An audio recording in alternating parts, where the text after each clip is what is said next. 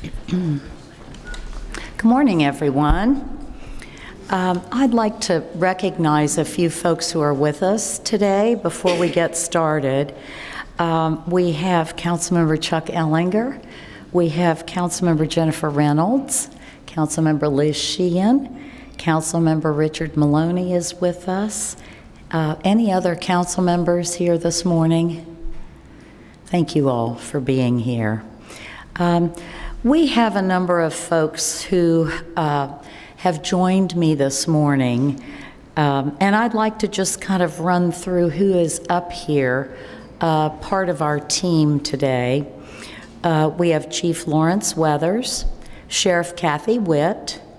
We have Commissioner Ken Armstrong, Commissioner Charlie Lanter is here, Commissioner Chris Ford, Commissioner Susan Speckert, Commissioner Casey Allen Bryant, my Chief Development Officer, Kevin Adkins, is with us. We have Amy Baker, whose job is with substance use. Darlene Thomas, who heads up Greenhouse 17. Stephanie Theakston, Domestic Violence. Divine Karama, One Lexington. Larry Johnson, who works part with One Lexington and part with our substance use disorder. And I'm hoping I didn't miss anyone. I think I got everybody up here, and those of you in the crowd, thank you for being here. Oh, did I miss you, Chris Ford? Okay. I don't ever want to miss you. These are just a few of the people on my team in the administration who work every day on issues for the people of Lexington. So Lexington is a wonderful place to live, to work, to raise your family.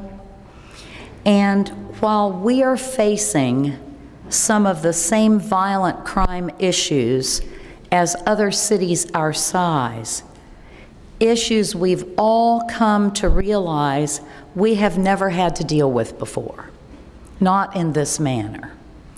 Lexington has some things going for it that are missing in other cities, and let me tell you about some of those.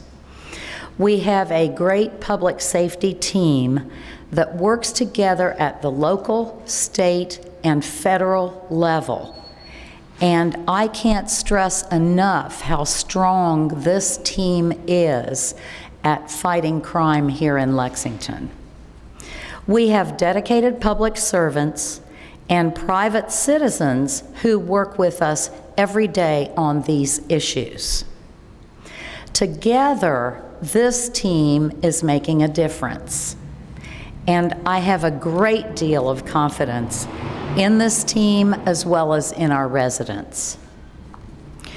So let me just say from the beginning here, the violence that we are seeing on our streets really angers me, and it should anger you. It is brazen, it is bold, and it is without shame. There are too many guns in the hands of criminals with ill intentions. Let me say that again. There are too many guns in the hands of criminals who have ill intentions. This is what we're talking about this morning. There has been a shift in our society, and many of you know it, where some people now choose to settle their disagreements with guns. They don't talk to each other. They don't try to work it out. They grab the gun. The pandemic has had a detrimental impact on many people, and we have not yet fully grasped the total impact of that. We are determined to hold the criminals committing these violent and destructive criminal acts accountable. As a community, we must call out this unacceptable behavior when we see it and report it every time we're aware of it. If people have information about a crime, they need to contact Crime Stoppers. It's totally anonymous. Today, I want to share some facts with you because facts have often been ignored or intentionally distorted in our public discussions on violence, which tends to focus only on numbers and misleading discussions of quick fixes. This is not a quick fix, folks. It didn't happen overnight. I want to talk about some of the most important ways that Lexington is working to stop this violence. Our plan impacts root causes, as well as the here and now. They're both important.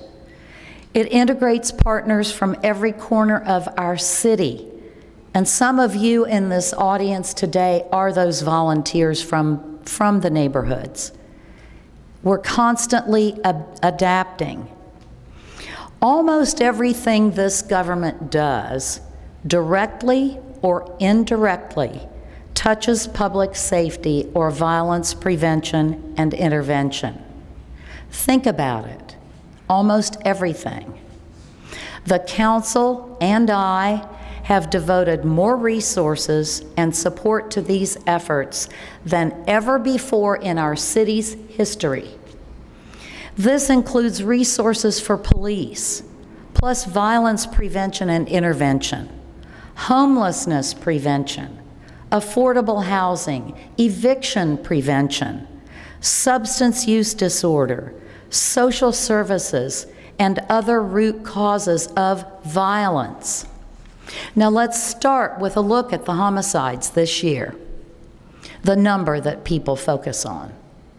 Our homicide rate related to domestic violence has increased 1,100% over last year. Our homicide rate related to domestic violence has increased 1,100% over last year. 12 domestic violence homicides, 1/3 of our total homicides this year. We work with Domestic and Sexual Violence Prevention Coalition to address these issues related to identifying and preventing ongoing violence. Lexington has a lot of services to help families and individuals facing danger inside their homes. Many victims suffer in silence because they feel they have nowhere to go. If you don't know where to go, you can call my office, you can call 311. Darlene Thomas from Greenhouse 17 has a number you can call. We will find you a safe place. In addition, filling vacancies in police is another challenge we face. It's a challenge in cities throughout the United States. We have raised police salaries. We continue to work to compete with the departments around us. We continue to seek remedies to improve recruitment and retention. Our numbers are slowly improving, but it takes time. Our chief knows he has authorization to use as much overtime as he needs to keep us safe. In the meantime, part of my job is to make sure our police have the tools they need to do their jobs. They need to know we appreciate the job they do, and they need to know that every day. Today, technology is an important tool for our police. Even though the pilot project is only a few months old, our flock license plate readers have already proven to be highly successful at helping our police catch the criminals. This is what we want, right?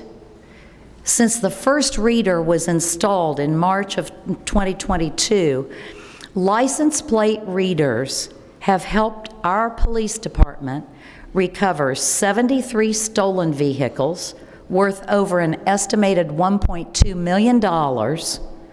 They've located 11 missing persons and furthered 35 criminal investigations and more. I know many of our council members have seen the positive results of this, and I hope they will be ready to move forward with a larger implementation of this system. It is working. Our police need to have the latest crime-fighting technology that's available to them. It takes technology, but it also takes commitment from our community to fight crime. We have more committed partners in street outreach, law enforcement, partner agencies, businesses, schools, and individual community volunteers than we have ever had in our history. We are thankful for those partners. We know that law enforcement can't and should not be expected to meet these challenges alone. Our One Lexington Youth Violence Prevention Program also depends on partnerships.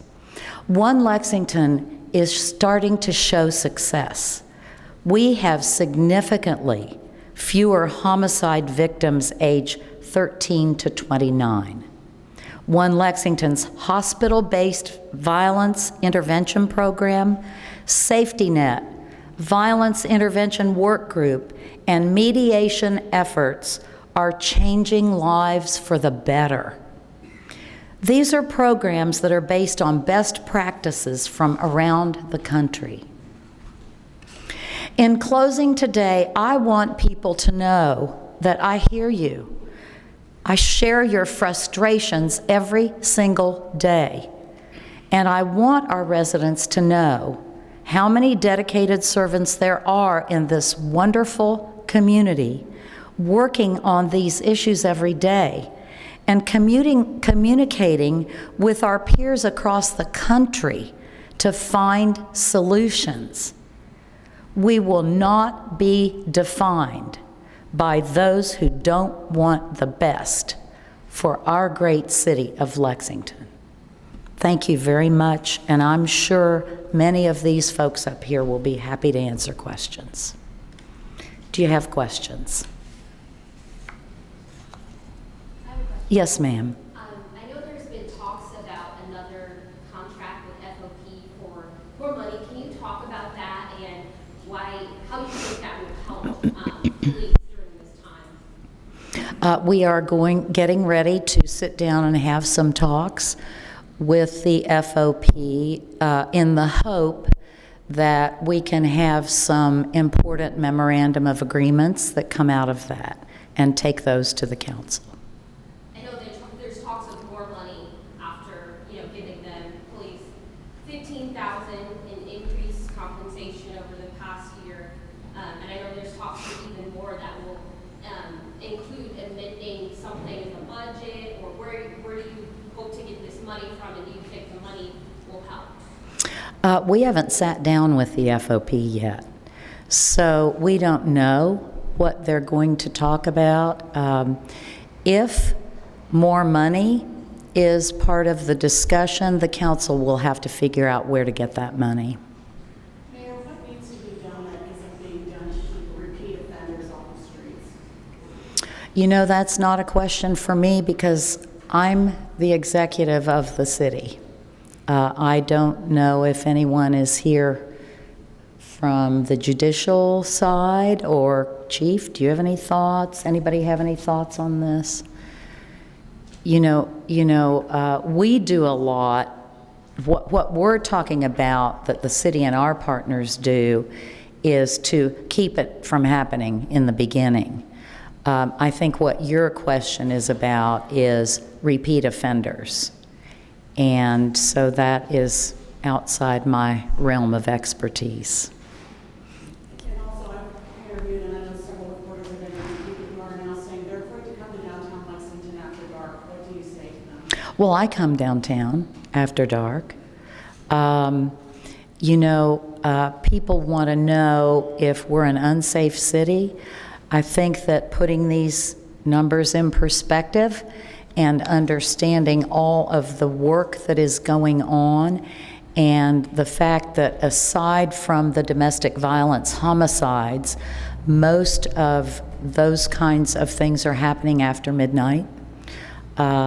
People need to be aware, we're all taught when we're out and about just to be aware of our surroundings and what we're doing and that sort of thing. So I come downtown all the time, morning, noon, and night. So, yes.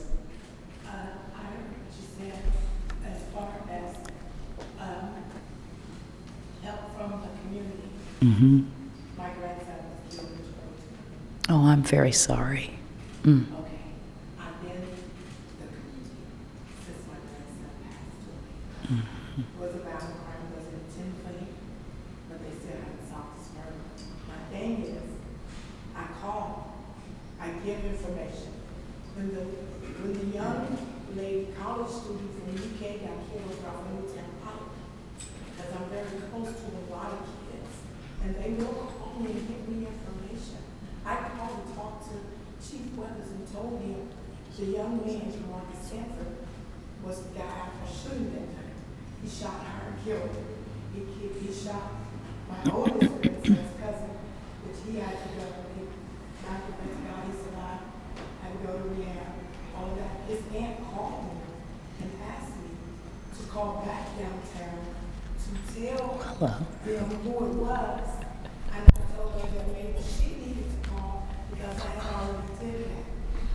I called to tell that one person, Marcus Sanford, since the Untitled Chapter incident. They couldn't seem to pick him up. I got a call from a student in Taste Creek High School telling me that your Marcus Sanford was there subbing. This boy had an active wound. How did he get through the cracks? And was subbing at a high school when he had a warrant for wanton endangerment or assault. Him and his crew have been out here terrorizing the city.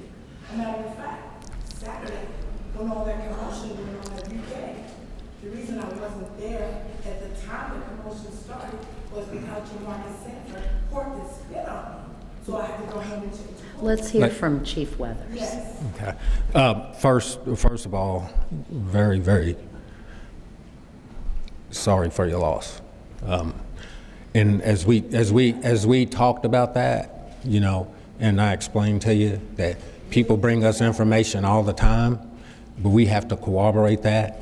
I don't know about his warrants or whatever, but one of my people right there in the back behind you is in charge of our Bureau of Investigations, and they will talk to you right now and answer some of the questions you have. So, Lieutenant Peterson, can you? Thank you very much. Well, but this is really not the forum for this. But I never can get in touch with you on that. Well, You don't answer my calls. You won't see me when I come downtown. you know that is not true. You know that is not true. You know that is not Ma'am. true. Thank you, but we want to help you. We want to help you. So let's get you what we need. What we need. I appreciate that. Thank you. Thank you. Thank you very much. Other questions? Okay. For either one of you, a program like One Lexington, the impact of that takes time, so it's only been. Yes. Is there anything tangible that can be done that you kick around, whether it's with chief or with council members, that can be put into place almost immediately to try to? Well, I'll just say from my perspective, we have already done a good bit, and we're seeing successes. Divine could talk about the One Lexington piece that you asked about, and the multitude of programs he has going on and volunteers he has in the community. And I don't know if you're interested in some of that detail because it's pretty impactful. We believe that our police People say, well, the police should have prevented this shooting or that shooting. The police can't be on every square foot of Fayette County at every moment. And so we've put into place, I mentioned the license plate readers. Those are having great success as a tool for these investigations. We have put more money into salaries, recruiting and retention. That is happening now. We know that it's a highly competitive world out there for public safety officers, and there are a lot of those around us, different entities that hire those officers, so it's very competitive. But I wonder if Divine could talk just a little bit about some of the specific programs, where'd you go, Divine, that you have particularly in the schools and with the mentors and those sorts of things. Sure. I lost my voice speaking to kids yesterday. Can we just take just a quick moment of silence just for victims, please?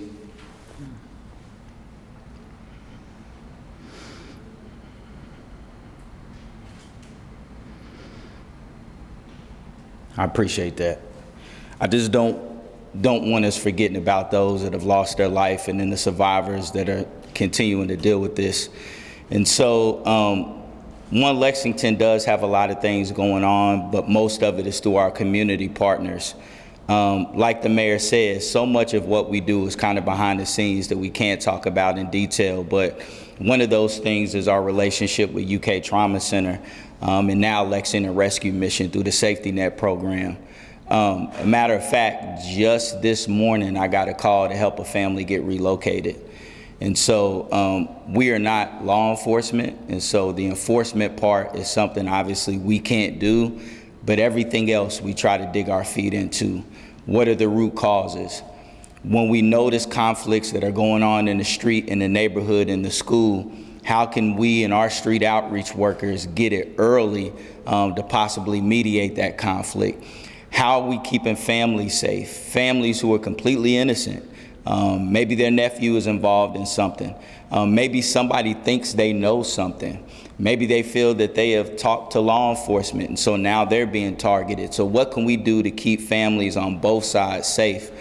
So a lot of that stuff we can't really talk about in detail because we want to keep the street outreach workers that we work with safe. But how do you quantify the homicides and the shootings that don't happen? Because each and every day, we are seeing conflicts that could easily go one way, but through the work of our community partners, thank God, we're able to see them go another way. And so when we talk about quick fixes or stuff that we can just implement, from our perspective, nothing is really quick. I mean, we've seen an impact a little bit this year with our age group, but we're talking root causes. Just like the pandemic exposed things that have been going on for decades, same thing with gun violence. So these aren't things that's just going to be fixed overnight. That's just the truth. And two, Lexington has never really seen this level of it. So we're still building our infrastructure.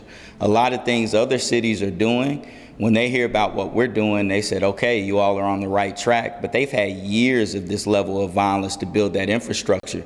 We've never had that, so we're just building it. But I do feel like we're making gains, but we're just gonna keep working hard. Our police force is doing a great job. Everybody up here is doing great. And so I don't know if there's just one quick thing. I know people would make you feel that that's possible, but it don't really work like that, so. Are you seeing a shift within the youth and talking to you, so yesterday you just talked to a group of students. Are you starting to sense that they're more willing to be open with you? Yes, but to answer your first question, there's a huge shift. It's a huge shift, and it breaks my heart because I've been working with young people for 10 years. It's a huge shift, and people got to understand that.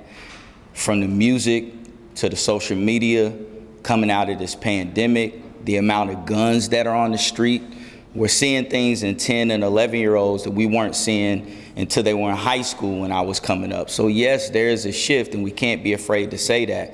But that is why street outreach, mediation, mentoring, people from the community continuing to step up matters. Because we are trying to evolve with this shift, and they need people that they can relate to and talk to. So it's definitely a shift, and it's not just frustrating, it breaks my heart. But we are trying to keep up with that shift. And so it's definitely a shift in the culture, and it's everywhere. I was in Charlotte yesterday. They're dealing with the same thing. It's everywhere. It's not just Lexington. I know it doesn't make anybody feel any better, but it's a national, cultural, societal shift that we are experiencing that we're trying to combat. Talk a little bit about your mentors. Sure. And we probably have now about 40 to 50 mentors that we work with. We got 14 in-school mentoring programs, including all the alternative schools that'll be starting next week. And a lot of those alternative schools, unfortunately, are the schools that have a lot of these young people that are in the cycle of violence. So that's the Learning Center, Success Academy, and other schools, as well as our middle schools and high schools and high crime areas. And so our mentors come in every week at the minimum. And they talk about conflict resolution. They talk about money management, ways they can make money, generational curses. And so just the other night, Councilmember Chuck, where you at? I'll give him a shout out because he showed up. We put a call out to the community for people to come out and help monitor the late night at Roots. You know, this work isn't just when it's sunny outside and it's pretty. It's not just coming into the school building where it's cameras. Are you willing to come out into the neighborhood, to the street, and engage these youth? For the last several years, there have been issues with youth at Roots and Heritage Festival. We put a call out to the community. Chuck and many others came out in our orange shirts, and we didn't have any major issues at Roots. Now, by the time I got to my phone at 12:30, there were a lot of issues going on around the city, but that's just the nature of the work. It's not that people aren't out here doing their best. Law enforcement did a great job. It's just so much going on, and we're all doing the best that we can do. Other questions? Yes, ma'am. Either for you or Chief Weathers, but do you know why one of the armed suspects arrested at the hospital over the weekend, who was just previously arrested in a different unit in Fayetteville, do you know why he was out on the street? I mean, I don't know all the mechanics of it, but the court system has their bail system, a bond system, or whatever, and they go by that. We don't have any control or any decision-making abilities in that. How many of the suspects or arrests have been repeat offenders? Do you have any idea? Which suspects in general? Just this year alone. I don't have that, but I'm sure we could probably get that for you if you want to file an open records request. We could probably get that. Chief, a lot of comments have been made recently about how LPD right now is understaffed and overworked. You guys are working so hard, but we see the comments on our Facebook. How many officers are you guys down right now, and how is that impacting your work, if at all? I know a lot of people are wondering this right now, and there's rumors, so if you could just quash the rumors right now, that would really help. Yeah, I'm not. I'm not going to lie to you. We are short. We're 86. We have 86 vacancies. We're authorized to have 639. We have 29 recruits in the academy.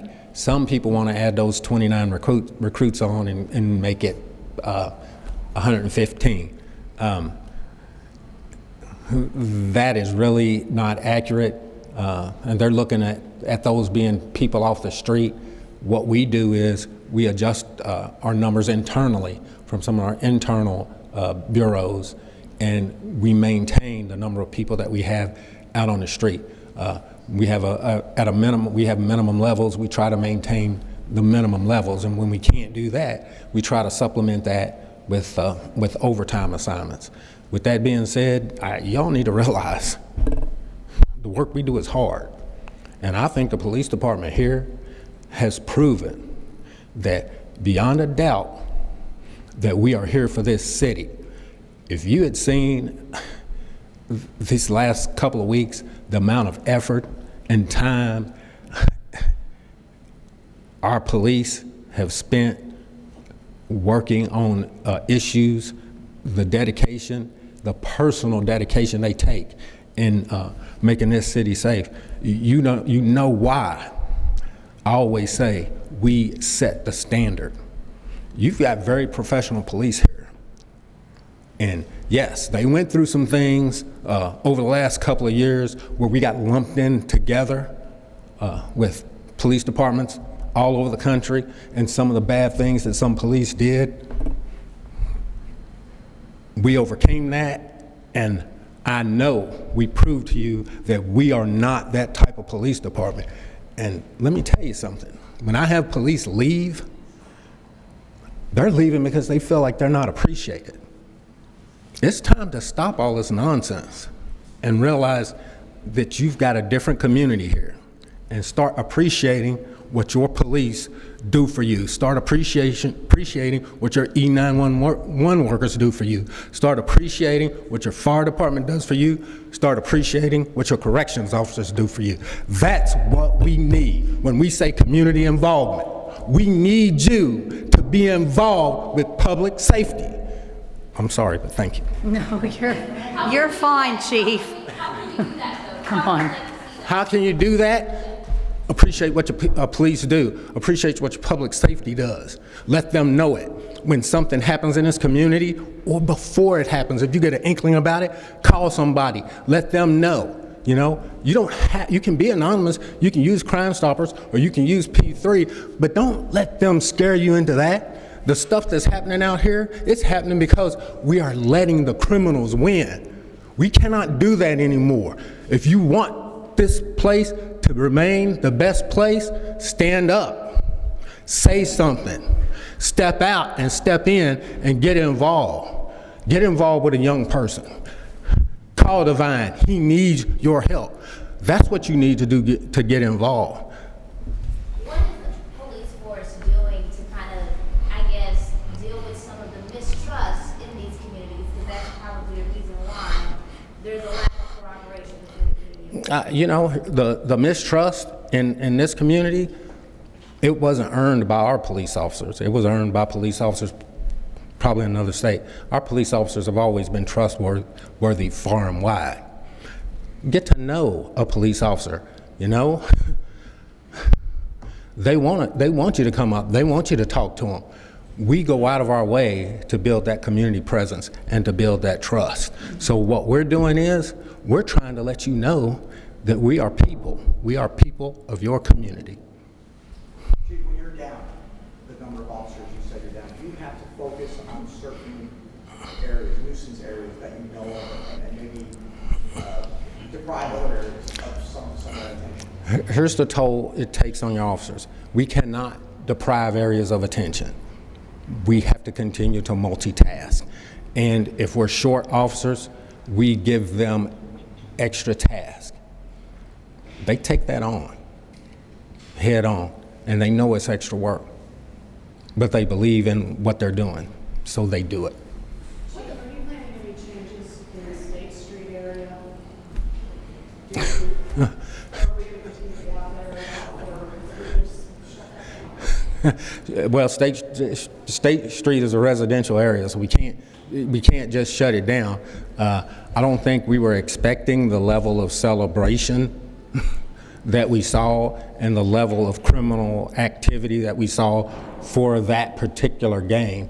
What I do know is that I've been in conversations with Chief Joe Monroe, and it's been a while because of the pandemic, but we're going to start partnering again, and we're going to actively and more affirmatively address some of the things we're seeing before they get out of hand, both on campus and off campus.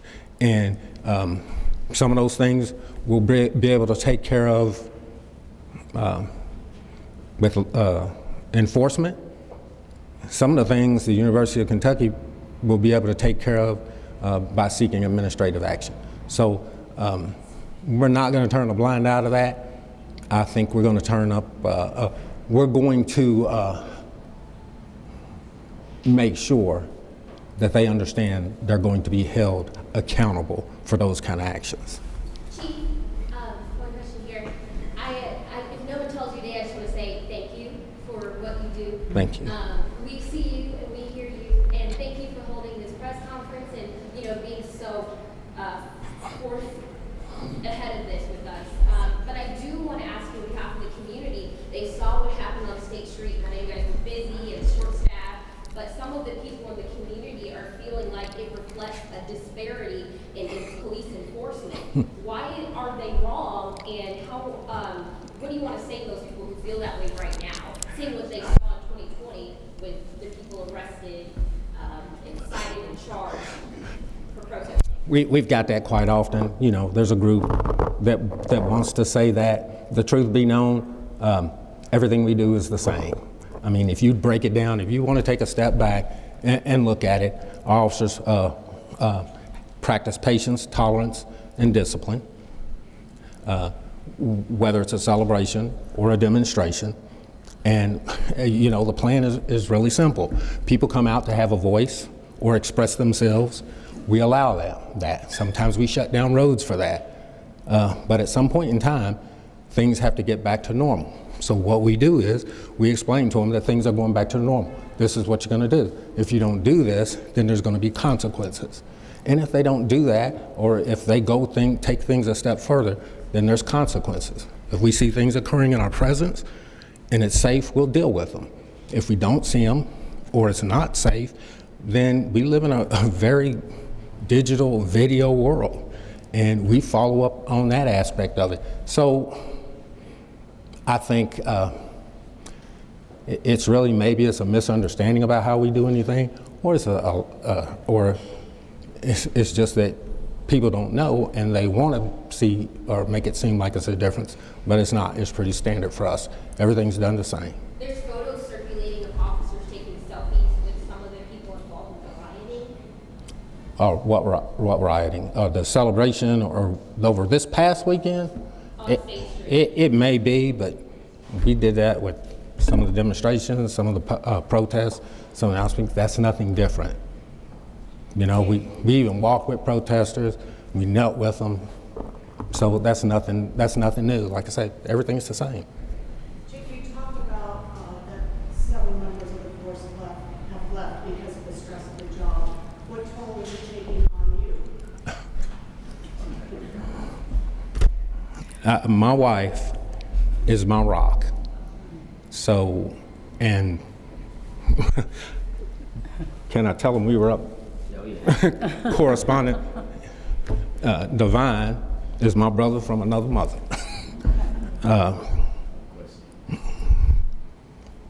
And my God and my faith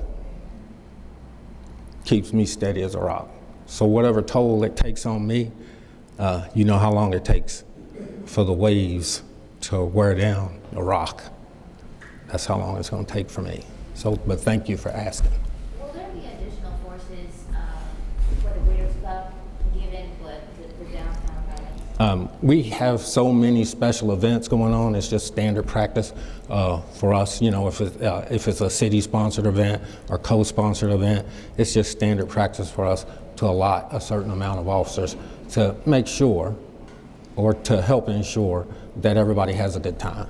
Has these recent shootings been retaliatory in nature? I know you mentioned a lot of these shootings are between people who know each other. I really am not in a position to discuss some of them because some of them are open cases, and I don't want to lay down a broad description of them. Are we seeing increased gang activity? Is there increased gang activity? We have not seen increased gang activity. As a matter of fact, I think that may be going down, and I say that because I'm not sure we really know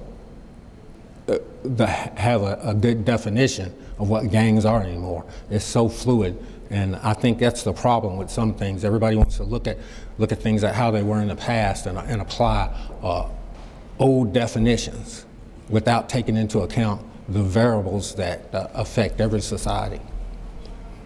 Thank you all very much for being here and for your attention and questions. Appreciate you.